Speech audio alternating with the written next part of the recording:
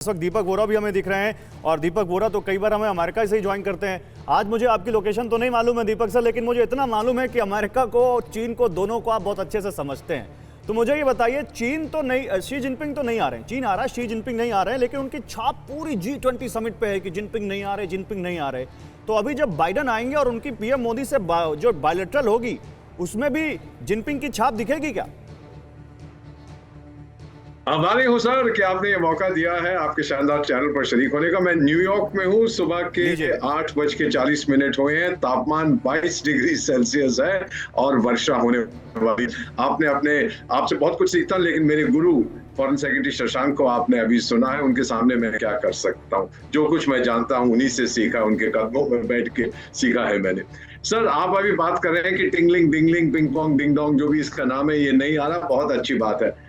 सच्चाई ये है कि जहां ये जाता है, ये वहां बारात में दूल्हा बनना चाहता है, लेकिन फूफा भी नहीं बन पाता। कोई अब इसकी परवाह नहीं करता, इसीलिए नहीं आ रहा। इसकी डोमेस्टिक समस्याएं बहुत हैं, इसके पास पैसे नहीं है, इसकी अपनी पार्टी इसके बरखिलाफ हो रही है, 40% यूथ अनएम्प्लॉयमेंट है। ये निकला अगर चीन से तो ये वापस नहीं जाएगा। मैं आपको इतना बताता हूँ, अगर ये G20 का समिट हांगकांग में भी हो रहा होता तो ये बीजिंग को छोड़ के नहीं जाता।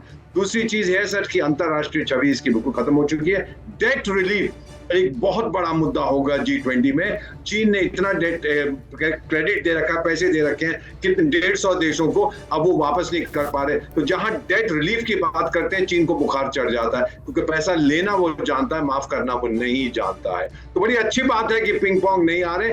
बाकी कई सी चीजें हैं जिन पे हम फोकस करेंगे। जो बाइडन साहब जरूर आ रहे हैं, उन्होंने कहा था आई एम डिसअपॉइंटेड कि टिंगलिंग नहीं आ रहा, उसकी कोई मायने नहीं है। पर G20 it will be far more successful जो समिट दिल्ली में है, क्योंकि एक मुद्दा पिंग पोंग नहीं आ रहा, जहां आता है वहां बर्बादी फैलाता है। ठीक है सर, इनका एब्सेंस आप इसको किस तरीके से देखते हैं शी जिनपिंग का? क्योंकि जैसा आप तमाम मेहमानों को सुन भी रहे हैं, कह रहे हैं ऐसा कोई खास फर्क पड़ेगा नहीं, उनकी जगह ली कियांग तो आ ही रहे हैं, तो एक तरीके से आप कह सकते हैं। हाँ, मुझे लगता है जो एम्बेसडर वोरा और पूर्व विदेश सचिव शशांक जी कह रहे हैं, मैं उनसे पूरी तरह सहमत हूँ। मुझे लगता है एक तरह से शी जिनपिंग का ना आना भारत के हित में है। यदि शी जिनपिंग इसमें शिरकत कर रहे होते तो कहीं न कहीं उनके साइडलाइंस में कोई निगोशिएशंस या टॉक्स शायद बाइडन के साथ भी होते। उस ट्रेड वॉर में कुछ कमी आएगी या नहीं आएगी। तो चीन के साथ जो रिश्ता यूरोपीय देशों का है वो भी तनावग्रस्त रहा है, अमेरिका और चीन के रिश्तों के तनावग्रस्त होने के साथ यूक्रेन युद्ध के कारण। तो शायद यूरोपीय समुदाय के जो बड़े देश हैं, जो सुरक्षा परिषद के स्थायी सदस्य हैं, वो भी कहीं न कहीं थोड़ा बहुत वार्तालाप का हिस्सा शी जिनपिंग के साथ होता। अब हिंदुस्तान जो मेज़बान देश है, उसको लगभग एक ही फोकस मिलेगा कि उसके साथ ही सब बड़े नेता बात करेंगे। पुतिन भी नहीं है और शी जिनपिंग भी नहीं है, तो बाइडन हो, ऋषि सुनाक हो, ट्रूडो हो, मैक्रॉन हो, शोल्ज हो, सबके सब के लिए एकमात्र जो एंकर जिसे कहेंगे वो मोदी हैं। तो मुझे लगता है भारत के लिए इससे बेहतर कुछ हो नहीं सकता था।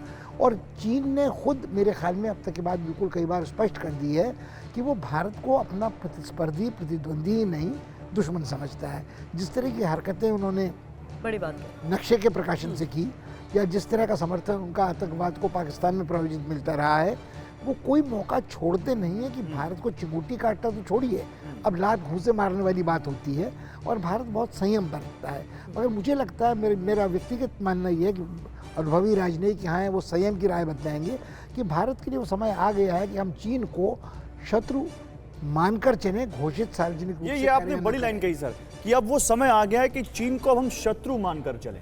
अब इस चीन को शत्रु माने तो उसका जवाब कैसे दें, ये हम जनरल बख्शी से पूछेंगे। लेकिन उससे पहले, क्योंकि चीन के कर्ज जाल का भी जिक्र हुआ और चीन के कर्ज जाल में फंसकर दुनिया के कई देश तबाह हो चुके हैं, तो एक बार फिर से हमें वो ग्राफिकल रिपोर्ट आपको दिखानी होगी, तो जिसमें कई देश उस कर्ज जाल की वजह से तबाही के मुहाने पर हैं। एक अनुमान के मुताबिक इस वक्त करीब 100 देश चीन के चंगुल में फंसे हुए हैं। ये देश चीन के कर्ज जाल से निकलने के लिए छटपटा रहे हैं। जी हाँ, लेकिन कर्ज की एक तरफा शर्तों की वजह से ऐसा हो नहीं पा रहा है, और ऐसे में अमेरिका और भारत मिलकर इन देशों को बचाने की कोशिश में जुटे हुए हैं, जिसका जरिया G20 भी हो सकता है।